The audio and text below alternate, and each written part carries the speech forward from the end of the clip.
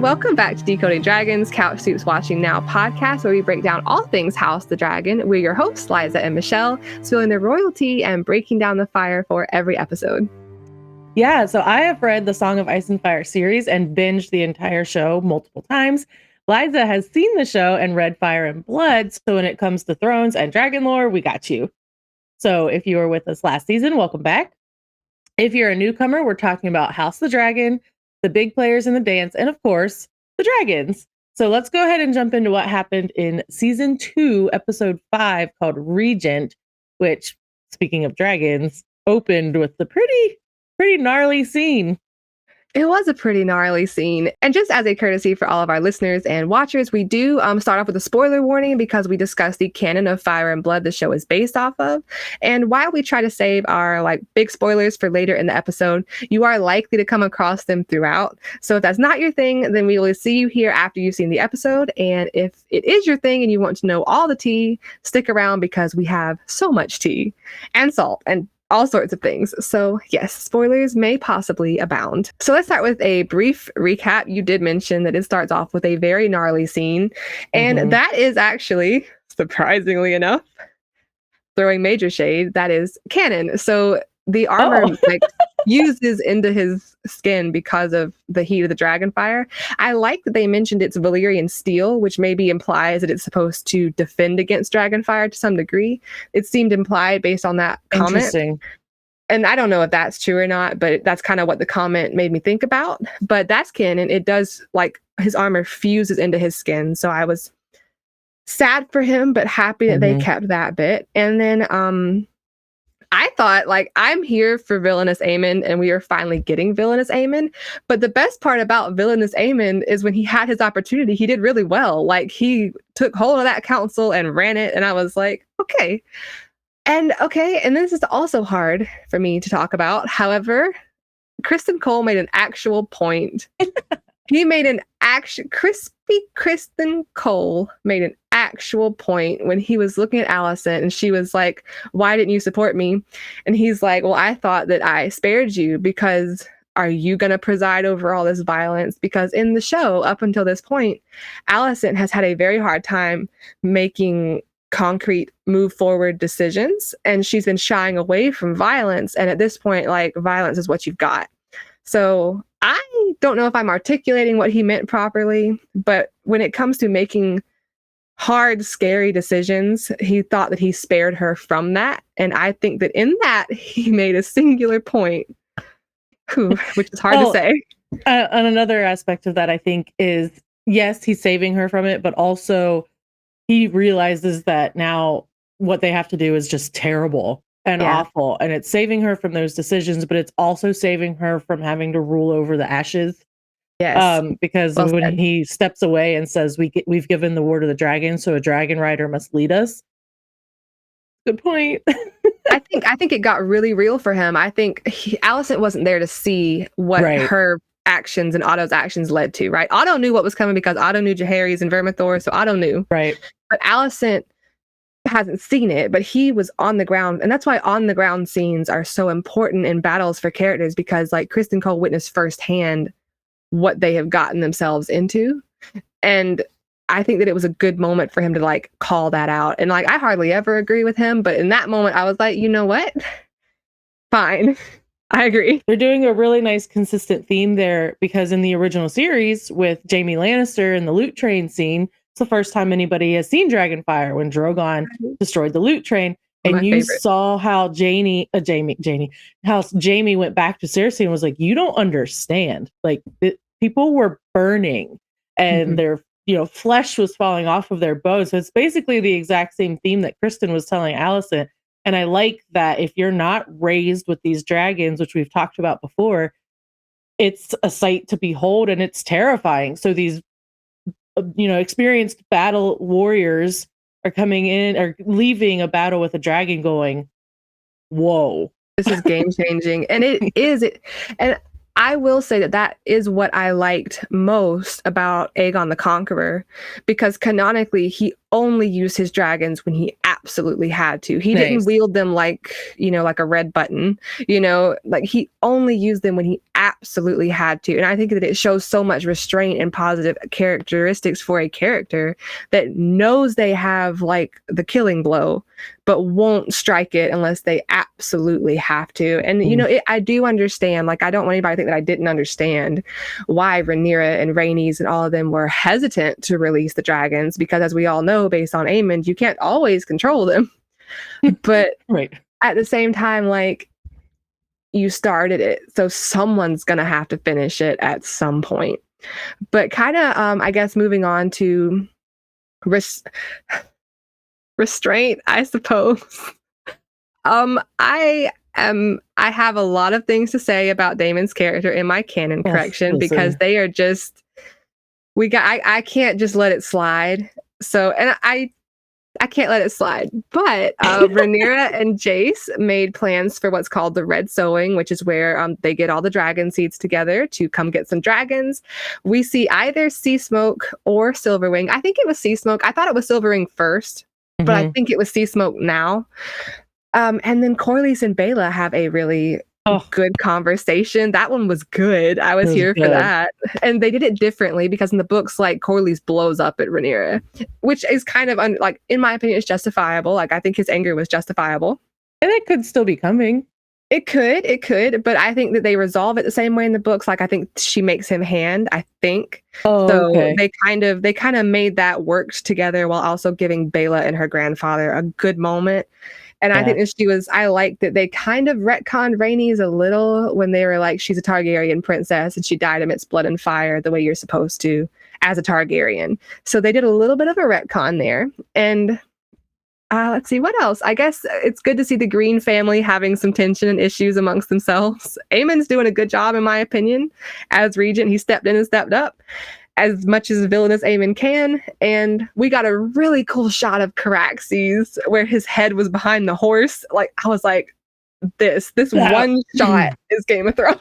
Excuse me. That was awesome. Yeah, I liked that a lot. That was really fun. Yeah, that was just fear inspiring. And I was like, because Caraxes is so cool. And I'm not seeing enough of him, in my opinion. That's just me. I just want to see more Caraxes because I like him. But that was a moment. I'm not talking about what they did afterwards, though. I did like the Rhaenyra and Jace conversation, because I like their interaction. They have great interactions together. He's trying to prove his experience, I guess, and prove his worth to his mom, but is also the queen. And it's not in an annoying Joffrey way, right? Like, he's actually being helpful. He was helpful. And I was like, okay, because personally, I was like, I don't remember Jace ever going to the twins. I was like, I don't know what they're doing. You saw me last episode. I don't know what they're doing. But the plan sounded smart, because you got armies marching and they have to get across the crossing. So the Freys are going to be important. So the plan made sense. That was new, but that one singular part made sense. I'm trying not to be the biggest hater in the world here. Well, the only thing I did do some research prior to the episode, and the only thing that brought me some concern is that it is the twins, it is the Freys, it is the Riverlands. If they're making an agreement with the Freys, we kind of already know how that has happened in the past. He's a young prince. Robb Stark was a young prince. So, like, are there parallels? Are there not parallels? There's no wedding yet. Right. Right. No, I gotta be honest, I remember large parts of Fire and Blood, but I don't remember the phrase specifically. So I try to read before, like, what I expect the episode to cover. I try to read it before each season, right? So I kind of like refresh my memory. I don't remember the phrase, but I am kind of along for the ride here, because I think that the plan to control the crossing makes sense in a time of war, because we all know how important the crossing is. It was a good callback, at least. If that was the only thing that it was for, then fine. I'm fine with that. I liked his moment where he was like, "You're afraid of a dragon that's leagues away when mine is right over there." I was like, all right, Jace. But he does do a good job at this time in Fire and Blood. Like, Rhaenyra is currently still recovering in Fire and Blood because her miscarriage was incredibly devastating. So she is still recovering, and Jace is like calling a lot of shots. And the book does say that he proves himself during this time. So I think that this is a good way to show that. And I also like the look that she gave him, where you just knew that if it had been today, she would have called him by his first, middle, and last name. Absolutely. His He was in, God-given name. yes, like he would have been in some trouble. But they had like a nice, I guess, mother-son moment where they both talked about the red sewing. And canonically, it is Jace's idea, so they stayed with that. Like they're Cool. giving Rhaenyra more to do, like you said, but I like that they gave Jace that moment also. So that was cool. Yeah. I guess we go ahead and get into our blood section. Yeah. Yeah, sure. Okay.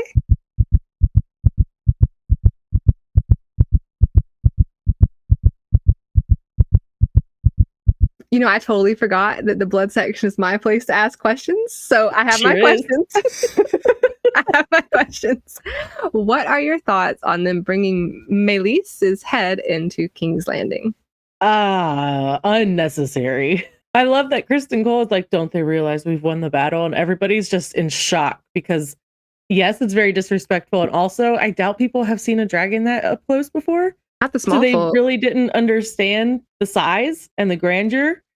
And yeah, that was disrespectful as hell. It was. And so in Fire and Blood, when they bring Meleese in, like the small folk start streaming out of the city because like that one person said like Rhaenyra will answer this. And so they just leave. And that's why they had to shut the doors in the show. They shut the doors in the book too, because like everyone is leaving your city, which is showing that to like everyone that you have made a huge, huge mistake. And so they shut the doors. I don't know why Hugh is still in the doors when they shut the doors, because he's got to get over to Dragonstone, but I was wondering about shutting the doors. That confused me. Like they were actually trying to just keep them in. Yes.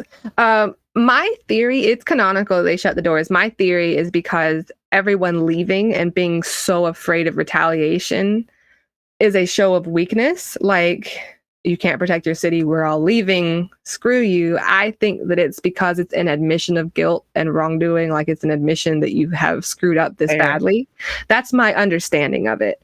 From a tactical position, maybe it's a Cersei move, because that's what it seemed like. Yeah. Maybe it's a Cersei move. Like maybe they know that Rhaenyra is less likely if it's full of small folk, which I mean, Cersei was a something, but that was smart.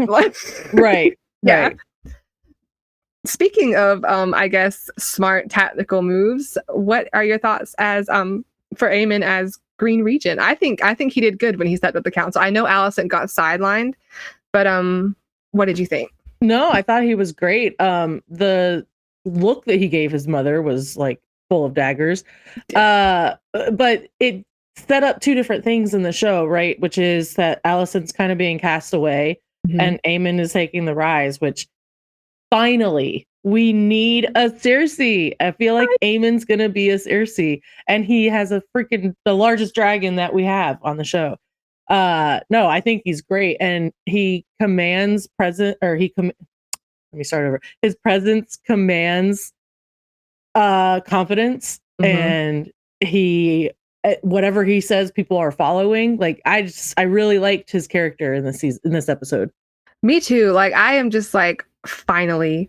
And I think that a lot of what was, I was scrolling through like to kind of get everybody's sentiments online, and I saw something where it was like Alicent and them kind of started this war because the realm would not accept a queen, and she's still trying to step up as Queen Dowager and Queen Regent in her son's place, and then was surprised that they turned her down, even though that was kind of how it all started in the first place.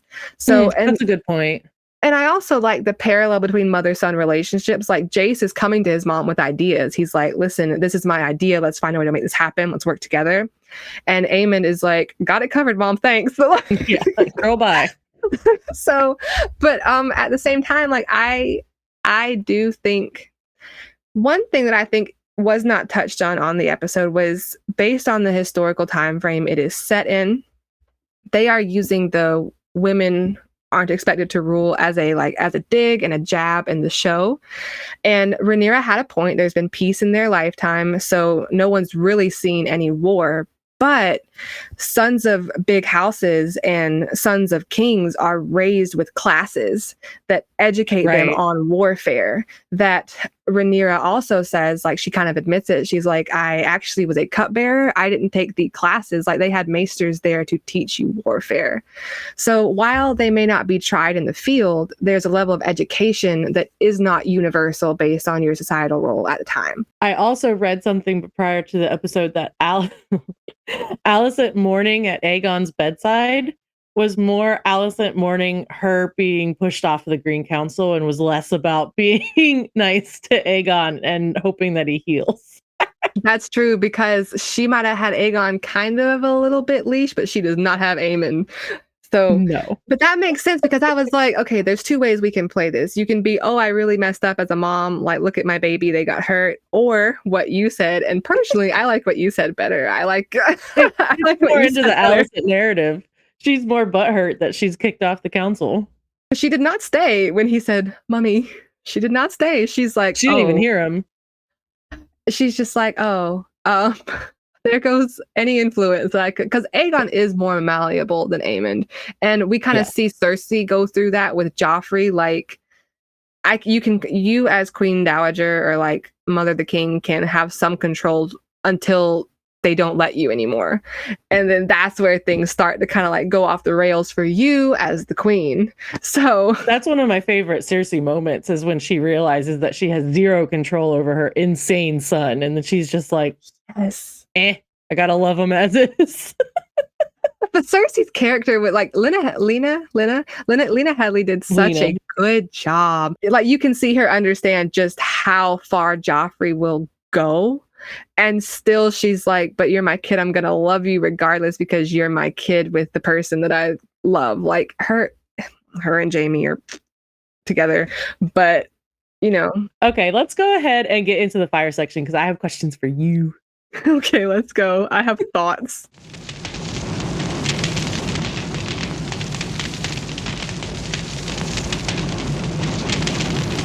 Okay, so we've touched on it very briefly about, there was a major theme of this episode about female and women, excuse me, females and women not being fit to rule.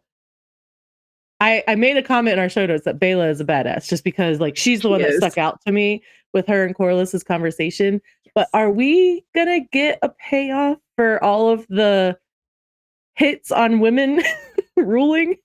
Okay, this is a huge spoiler. So if we are now in our spoilery section, and if you really don't want to know, this is about to be how the dance ends. So please skip like 10 minutes, right? Michelle, if you want to, you can take your headphones off. Oh, it's too. And then just give me a thumbs up. Okay, all right. Michelle's going to take her headphones off. Please skip come back in 10 minutes, right? Okay, first of all, Bela is a badass. She's fantastic. The conversation with her and Corlys was really good. I like that she gave her nod to her Targaryen history. The dance does not end with a woman on the throne. That's my answer, and that's all I'm saying. So there was a lot packed into this episode, and they paralleled Alicent and Rhaenyra's feelings of being cast aside. Like Alicent being pushed aside from the Green Council because of Aemond, and then Rhaenyra not feeling important enough at her council. So what are your thoughts on Aemond ignoring his mom while Aegon called out for Alicent, and Rhaenyra was being a parent to a person who isn't even her daughter? Okay, right, Bela. So you were mentioning that Alicent wasn't mourning Aegon's pain so much as she was like mourning her loss of control in the council, because she doesn't have the reins on Aemond like she has on Aegon. Yeah. So I think it's in character for Aemond to be like, listen, I got this. Like, he has literally been preparing for this his whole life, because in the season 1, he's like, just because you're the firstborn means you get to be king, but I worked for it. So he has been, he's been ready. And I feel like I'm excited to see like him get his payoff, if that makes sense, because firstborn doesn't always mean you're best qualified. It's just how it worked. But that's what Alicent said last episode, is like, do you think wearing the crown automatically imbues you with wisdom? It was right. like, oh, okay, Mom. And he looked surprised, and I was like, Well, but no, I think firstborn does not always mean you're best qualified. And I do think that there are some sets of siblings that, like, just because you're older doesn't mean you're the older sibling. Like, for instance, Nathan Drake. Like, Nathan is the younger brother, but he, because of his life experience, he's the older brother to Sam. And Right. I like that dynamic. I've always been like appreciative of like, this is a switch from the normal. And I think that it really plays into their characters very well. So I think it was the whole scene was very telling because Aegon still he cares about his mother. He calls out for her. Alicent is either mourning how badly she screwed up and kind of pushed him to go do this a little to a degree, if you can blame her for that, because I think he was kind of drunk. So I don't really want to blame her for that exactly, but it was a I trickle think down we can effect. blame her for a lot because it's her. You're right. And you're right. And I think Aemond is like, I think he's been thinking about what to do for a long time. So I mean, at least we have a hand on the reins for Team Green. Somebody has it. Yeah. Do you think that Aegon heard her call? Or excuse me, do you think Alicent heard Aegon call out for her? I don't think she did because I barely heard him as the audience. Right. So I have to watch it with subtitles just to make sure I don't miss anything. And so I just saw the mummy. Say I watch too because sometimes I have a hard time based on like just the sound balance. I have a hard time hearing. So like the sound balance in the show itself, I have a hard time hearing. So I watch the subtitles too, and I barely heard him. So I don't think she heard him because she was already kind of like at the door, and he can barely breathe as it is. So I don't think she heard him. Yeah, I don't think so. Yeah. But it's I like that they are separating the differences between the two, right? Like Aemon's like, yeah, peace out, mom. While Aegon's like, no, mommy, I need you. Mom, help. I'm hurting. But even though she's never really been that nurturing to begin with, but no, but I think like there's always that part that's still gonna wish your mom was, you know? Like I feel like for Aegon, there's always that part that's gonna wish she had been.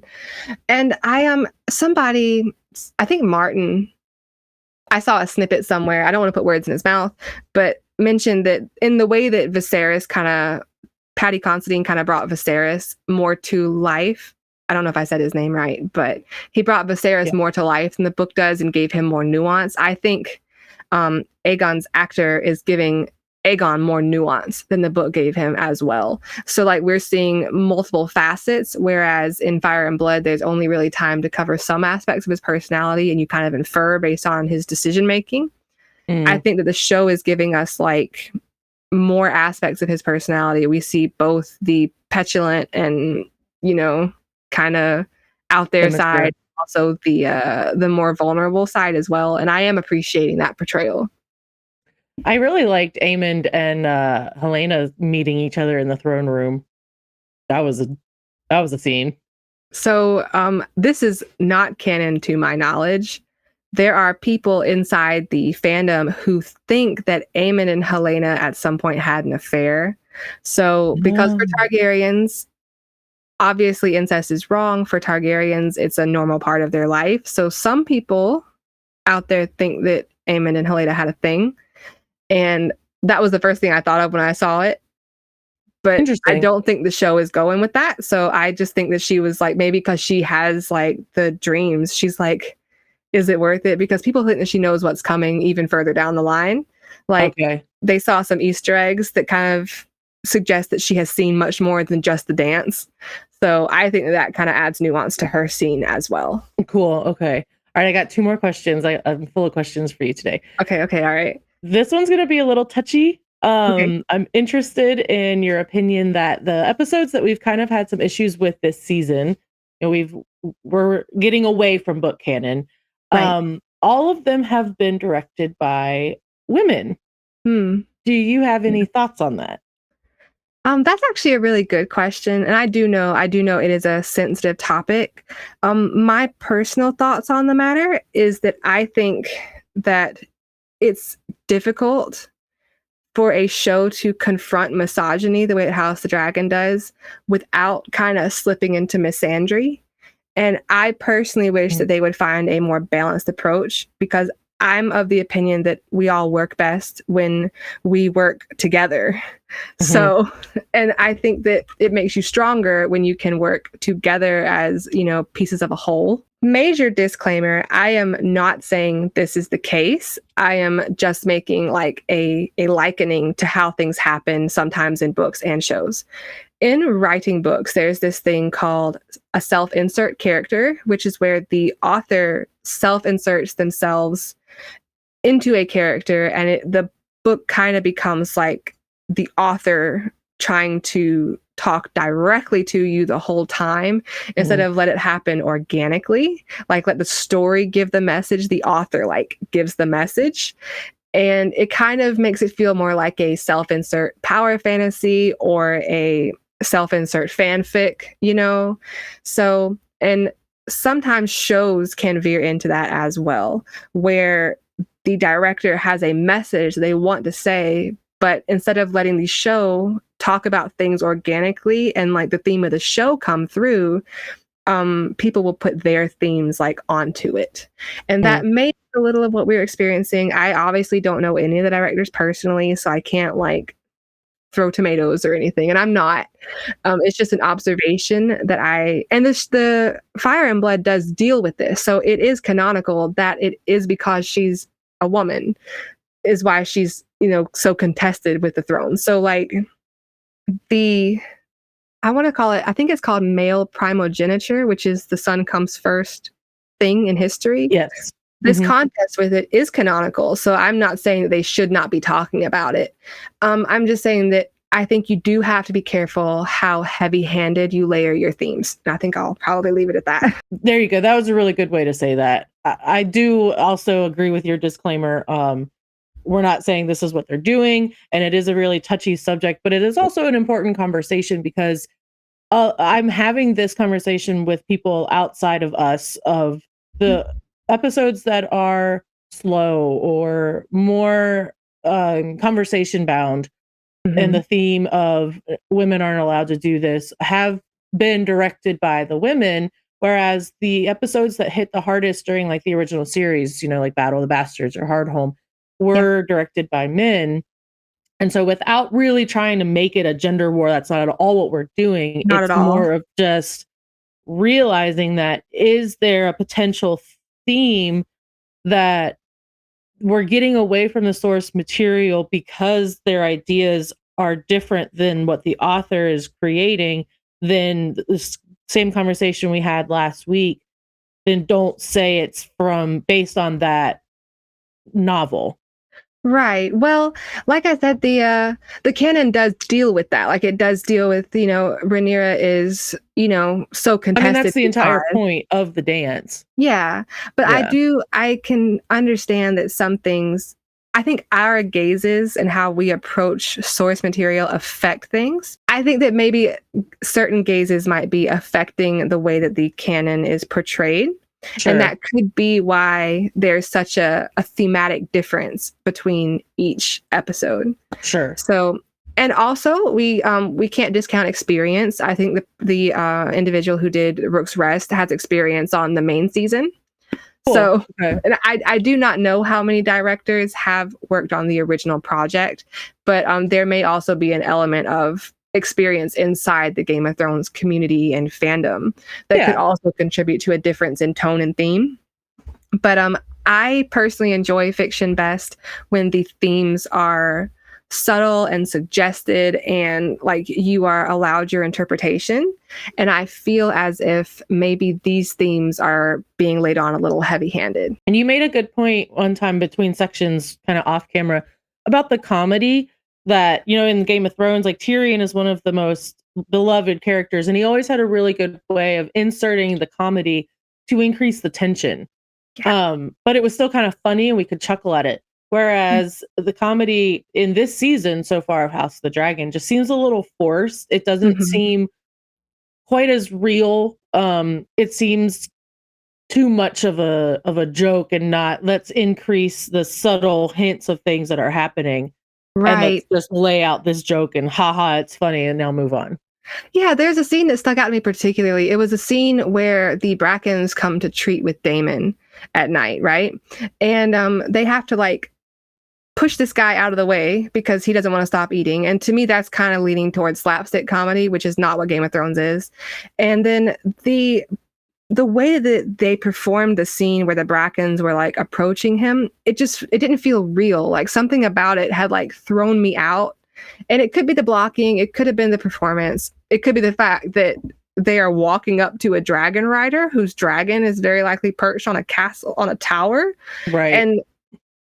But it just, there are moments that just throw you out of the intensity and the realism of the show, and it's comes across as not as serious as it should be, because the dance was, it's literally it's the dying of the dragons. Like House the Dragon is at top power when it starts, and they have nothing when it's over, and it's serious, and things are being played for jokes. And I have some, you know, Bracken, Blackwood, Daemon things to note later, but I wish that the story would stop being nerfed, I guess. Like, I just feel like it doesn't have to be a joke. It doesn't have to be funny. And you're talking to someone who makes funny, like, I make awkward jokes all the time. And like, even I'm like, I make dad jokes all the time. And even I'm just like, just let it ride. Like, right. Well, but you did bring up Harrenhal and Daemon, so I have a question about Daemon and his mama. Yeah, let's just go ahead and get into the Dragon Dreams fandom correction thing, because canon correction. Because I have things to say about Alyssa, my baby girl, has been disrespected. Let's get into it before I like.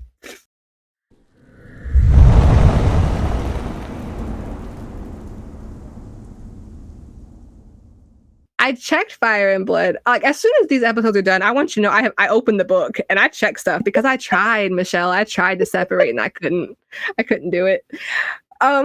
So the Bracken Blackwood conflict appears to be happening backwards, because the Bracken Blackwood conflict is mentioned at the opening of the chapter. And then we have Daemon taking Harrenhal later in that chapter. So like, this conflict between the Brackens has been happening for a long time, but to me, the way they played it in the show made Daemon look kind of dumb, kind of weak, because he bluffed them and then had to deal with the bluff. And that made no sense to me. If you are prepared to burn them, I understand that maybe it's a bluff. I get that. But if you're a Targaryen with a dragon and you're bluffing, you kind of have to go through with it. Because that's kind of the whole point of the fact that you have the dragons backing you, is the fact that you can use the dragons if you want. That's the whole point of the looming dragon threat. But it happened opposite in the show. So the Blackwoods have a conflict, and then Daemon takes Harrenhal. So in my opinion, and I am not a director, but in my opinion, it would have been more impactful if the Brackens were having this conflict and they were raising, because in the books they use Rhaenyra's banners, right? So they could have self-proclaimed for Rhaenyra and then done this thing with the Brackens, and then Daemon could have come in and set stuff straight. Like, and then it would have shown that he had prowess, he had political knowledge, he had battle prowess, he had political knowledge, he had people skills, because I do like the Daemon, can you find a pillow to put over his face? Like, I think that's in character. But like, he has been around for a minute. He grew up second born to the king. He's been in war. Like, there's no reason for him to be making these blunders. And I know that Harrenhal is messing with him, but there was no reason to play him as stupid and weak just then, when you had this other alternative where he could have come in and set the record straight and still accomplish the same end. But the Harrenhal thing messing with Daemon is actually getting kind of old. I'm super into a spooky story. I'm super into like a witchy story. Let's get a witch involved into the canon, I guess. But the whole Harrenhal messing with Daemon is just he gets one scene per episode of, am I hallucinating? Am I dreaming? Am I now having sex with my mother? Like, what is happening? So my theory, there's a gap for Daemon. So Daemon takes Harrenhal and we don't hear from him for a little while because other things are happening, like Rook's Rest is happening, the Dragon Seeds and the Red Sowing is happening, and the Gullet happens. Okay. So there is a gap for Daemon. And my theory is they must be doing this to add like dramatic tension and to give Daemon stuff to do. But there's literally a part in the book that said, you know, they talk about who Alice Rivers is, and they say something to the effect of, whoever she was, Daemon must have been immune to her charms because little and less is heard of her during Daemon's time at Harrenhal. And this does not look like someone who's immune to charms. And someone made a point that just because nothing's heard doesn't mean nothing happened.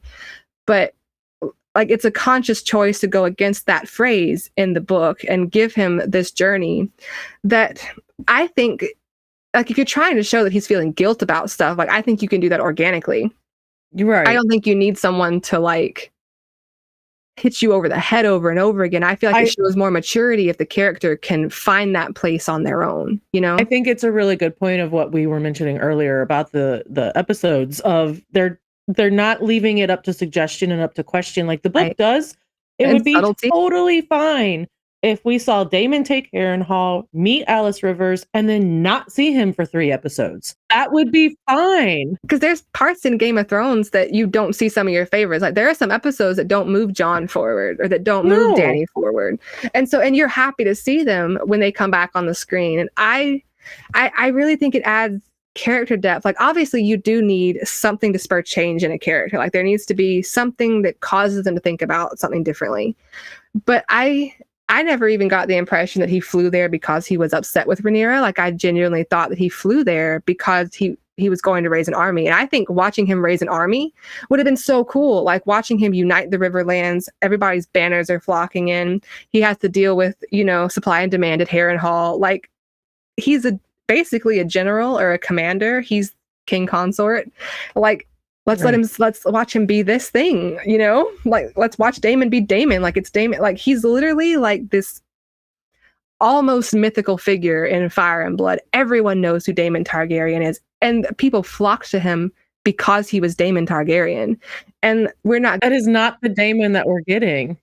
Yeah, and I'm so excited for you. I told Kaylin this. I was like, you have to read Fire and Blood because you need to know. I need you to have the image of who they're supposed to be, because like people came to fight for Rhaenyra because of him, because it was Daemon that was there, and he has like respect. Like, he's kind of out there and like unpredictable sometimes, but he can command respect. And I feel like, once again, like they were doing Aemond, I just want them to stop nerfing Daemon. And which kind of brings me to Daemon's mother. And I'm gonna go on a miniature lore dump, but I'm gonna make it fast because I can't even see how long we've been recording, but I'm gonna make it fast. Okay. Jaehaerys had kids. 2 of those kids were Balon and Alyssa. Targaryens intermarry. It's gross. For them, it's normal. Balon and Alyssa had Viserys and Daemon. Balon was this big warrior guy who flew Vhagar, and I think that he flew against Dorne during a time that Dorne tried to invade. Alyssa, she liked to get outside. She liked to get her hands dirty. She loved flying. Her dragon was Meleys, which I think adds context to Rook's Rest because these dragons have flown together so often. But Alyssa died she died from complications of childbirth after Daemon. So to me, like, the whole blood streak with the hand kind of implied that it was an Emma situation and like he had killed her, but that's not right because she died. Not right. She died after Daemon. And Balon, to my opinion, loved Alyssa so much that he did not ever take another wife until he died from, I think, appendicitis. And Balon dying and Aemon, his brother, dying is what spurred the Great Council, because all the king's heirs were gone. So he had to name a new heir that wasn't like a direct heir, if that makes sense. So, which is why it went to Viserys, because he's firstborn son of like first or second-born son. So like it was as close as they could get to like a direct lineage. Rhaenys was firstborn daughter of firstborn son. So, but got skipped over because she's a female. Right. So like that's why there is that theme of because you're a woman you can't rule. That's canonical because Rhaenys is firstborn daughter of firstborn son. Viserys was firstborn son of secondborn son. And therein lies the drama. You know? I can understand why Daemon was Alyssa's favorite son because he had so much of her personality. Like she was vibrant and fearless. She took them flying like shortly after they were born. Like Alyssa was a stop at nothing, always here for the thrill, always having a fantastic time kind of person. And kids' personalities show up early as children.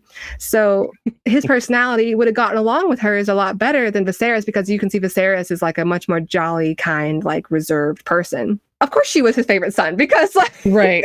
he was fun. He was Daemon, right? But the Oedipus complex to me doesn't make sense. Like I understand that losing your mom at a young age can cause you to have like some trauma, some issues, etc., to work through as an adult.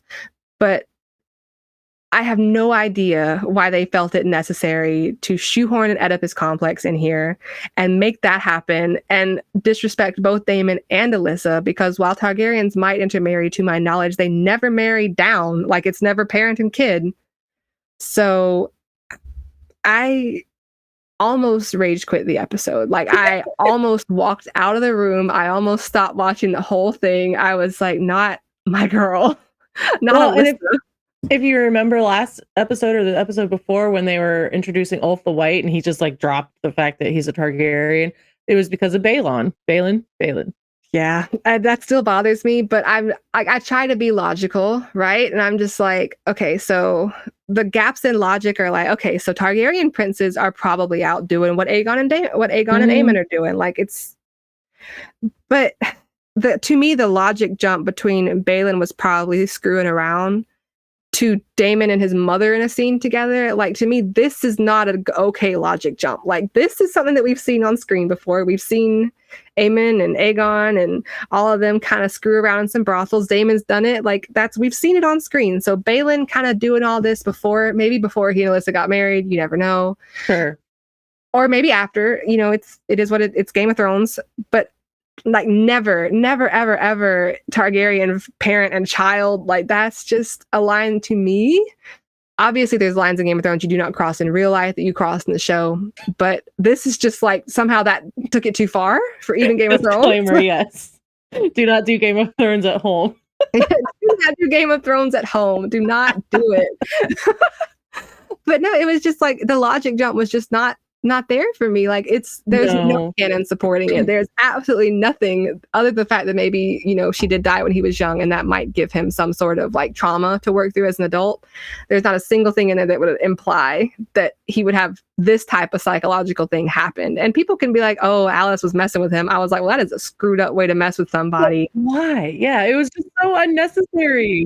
I agree. I feel like Alice is getting her point across just fine with Lena and last 2 episodes. Yeah, like I feel like she's been getting her point across, and she's not even supposed to be getting a point across with Daemon. Aemond is the one she's getting the point across with, if you know what I mean.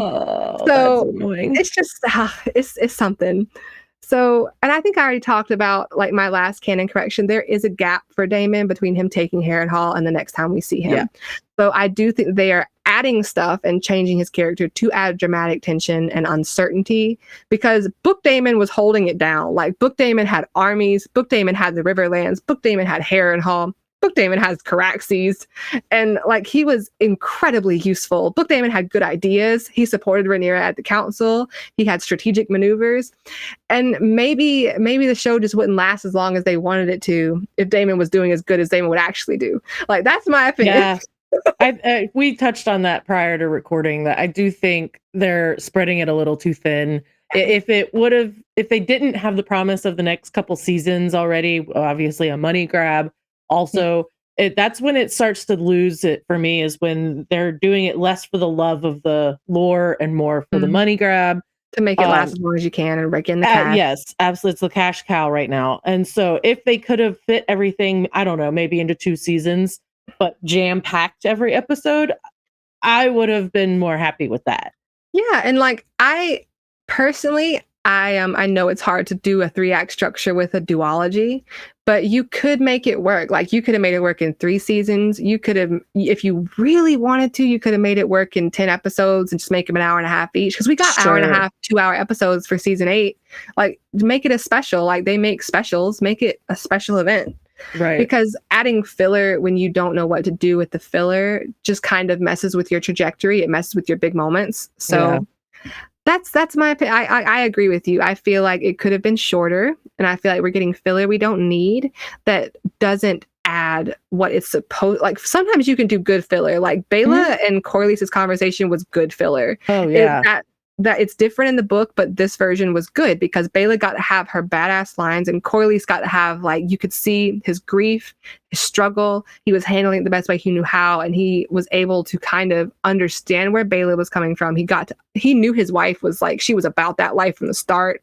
So it's this Mhm. respect for Rhaenys, and he accepts the proposition to be hand, right? So like that's And good filler. and the Bela Rhaenyra conversation was excellent.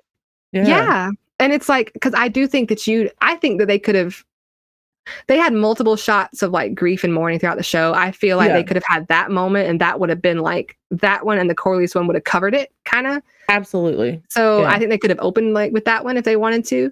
But you do have to see your characters process stuff. And I think that was a good moment of, okay, I need to understand what's happened. Like, because she's a teenager, like they need to understand what Right. happened in a way that's good and beneficial and healing for them to move on instead of just Yeah. internalizing everything. And I think that was good to see. So like there's good moments and there's even like I can't say what it is, but Fire and Blood readers might get my hint. Daemon hears a scream at Harrenhal and he looks around and he sees Alice, but I have a theory about what the scream was. Like, and if they did that, then like they have the audacity to have these fantastic moments. Like Okay then. that are just like hidden inside all this filler, and so you got to really look for them. But if you look for them, Interesting. there's a few things. I'm trying not to be So the world's biggest hater right now. I know I don't want this to be such a negative show or at all, but I think it is Same. important to describe the canon differences. Yeah. And the point of the show is our opinion also. Yeah, and I Um, think that I mean all press is what is it? What is the saying? All press is good press, right? Like, right. yeah. So, which people can agree and disagree with, but like you said, like we're here because we love the show. Like we do Decoding Mhm. Dragons. Well, hang on a minute. We're here because we love Game of Thrones. Correct. We're here on Decoding Dragons because like we just love this fandom and we do it because we love it. And I think it's okay to defend something that you love, even if your Absolutely. opinions differ from other people around the world, because that's what makes a fandom alive, right? Having differing opinions. Right. And it keeps getting talked about and Yeah. topical. Yeah. So this was episode 5, which means Mhm. we have 3 more. Yes. So what do you think is going to happen in the next episode? So based on the pacing, so to me, this season has been big thing, filler episode, in Yeah. like kind of in that order. So I think this to me was kind of a filler episode, right? So I think that if we have 3 more, we should get the red sowing, which is where the dragon seeds come and claim their dragons. Hugh will have to have gotten out of King's Landing somehow. So Hugh and Ulf should be there. Maybe Nettles, maybe she'll show up. We'll see. We should get the dragon seeds, and that would leave enough room for them to have their reaction filler episode, because there is a formula that's, I think it's like you have an action and a reaction in book writing. Like a thing Mhm. happens, your characters react to it. A thing happens, they react to it. So that would leave time for the filler episode, and then they could end on the gullet, in my opinion. They have been kind of glossing over important conversations that are setting up what's happening around the Westeros continent. Yeah, Like we zoomed in on Alicent during an important conversation happening. I actually made a point about two things on that. That Alicent scene, I paused it in the middle of that scene. I hated that scene. That was so unnecessary. I know what they were trying to accomplish, They like her do. losing power. Oh, it bugged me. It bugged me so much. I think we've just seen that expression from her so much at this point, but also like they were talking about really important stuff. Like the stuff that was happening in the subtitles is the Dance of the Dragons, and they have been doing that consistently. Like these pieces that are moving are being talked about in conversation while people are going somewhere, while something's focusing on the character. Like they are sidelining the pieces moving that make the dance work, because they were talking about the blockade, which sets up for the gullet. They were even talking about leading up to Rook's Rest that way. They were talking about the Blackwoods, the Blackwoods and the Brackens. So they're sidelining the pieces moving and instead keeping us locked in the POV of like the royal family. Mhm. When there are characters like Bloody Ben and Alicent Blackwood that we have not met yet that we should be meeting. Like we don't have to stay in royal POV. Like we had the Hound, we had Right. Varys, we had Littlefinger POVs. Like, we don't have to stay locked in the royal family. There's other people out there who are doing cool stuff. So, and we should meet them. That's the second aspect, is they are kind of just rushing over the blockade affecting King's Landing. You know it. They've talked about it, but it needs to be a little bit bigger of an issue because it is actually a strategic, war thing. Yeah. Words. No, I agree. Like, they say that, food's running low and like, but they're saying it, to me, it feels like it's like a side effect. Yeah. Instead of something is actively happening to block King's Landing, and the king is not doing anything. Yeah. Good way to say it. Yeah. Yeah. Like, there could be like actual discontent, like they're starving us. Why aren't they doing something about it? I can look at, like, we could have gone to the docks with somebody, like Hugh could have been to the docks for his ironwork stuff to go get something. And like, we could have seen the blockade, like literally stopping trade. And like, it would have been cool. Well, not just cool, but it would have grounded us in what's actually happening to these characters. Like, you don't have to be locked in royal POV to understand the dance. Yeah, it would have made a point. Yeah, it made it real for us. Like, we've talked to Alan, we have been to the docks, etc. But like, I feel like I'm rambling, but I do agree. Like, I think they could have made the pieces of the dance equally as important as the interpersonal drama. Like, yeah, there you go. It's literally a dance. Like, there are countermeasures and counter moves being traded back and forth by everyone. And like, there is enough there that if you understand warfare to some degree, you can extrapolate and make stuff really interesting. Yeah, no, I think that you said that really well. And it's a really good point, because that's our biggest issue this season, right? Is everything's kind of being pushed to the side. I really like the way you said that it's a side effect instead of something that's actively happening. Oh, thank you. Thank you. Yeah, no, I know that you have discussions with like your family. I know I have discussions with mine, and they have such good ideas. And I know everybody out there watching stops afterwards to like chat with their family and friends. Absolutely. Like, are we all feeling the same way? So I do want everybody to know that, like, we are not here to be haters at all. We are not. Like, I'm actually quite the opposite. Yes, like I want to be so hype about all, because like, I love Game of Thrones. Like, we love it. We're here for it. But we just really want them to do justice to these characters they just loom so large in our minds. And I know that that's kind of the point of Game of Thrones, that stuff can be so large but so human. But there's a way to do it where it's genuinely impactful for your audience. Like, Game of Thrones did it. Like, that musical chairs with Tyrion and Cersei did it. Dany does it. Jaime and Jon do it. And it's just like, I just want it back. I want the magic back. So hopefully we will have some magic return. I know they're going to have a big scene setting finale. So I think that'll be the gullet. And hopefully we'll have more to talk about next week. I hope so, because we're going to be back every week on CouchSoup.com during season 2 to recap the latest episode of House of the Dragon. Yeah, be sure to hit that like button, ring the bell, and let us know in the comments what lore you'd like us to dive into next. As you see, I go on lore dumps about characters that we haven't even seen and why dragons know each other. And that's why you're here. Yeah.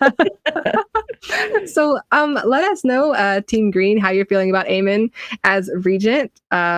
I don't know what it's going to do to the algorithm, but does anybody else have a problem with Alyssa and Daemon both being disrespected like this? Because I know people are just like, everybody just wants to see their favorite character win. I'm just like, I don't necessarily want to see my favorite character win. I just want to see them be treated right. So I'm just like, anybody else have a problem with it? Is it just me? Am I just being a stickler? Because I love being a stickler, and that is why I'm here. Correct. But thank you everybody for being here, and we will see you next week with all the fire and soup. Bye.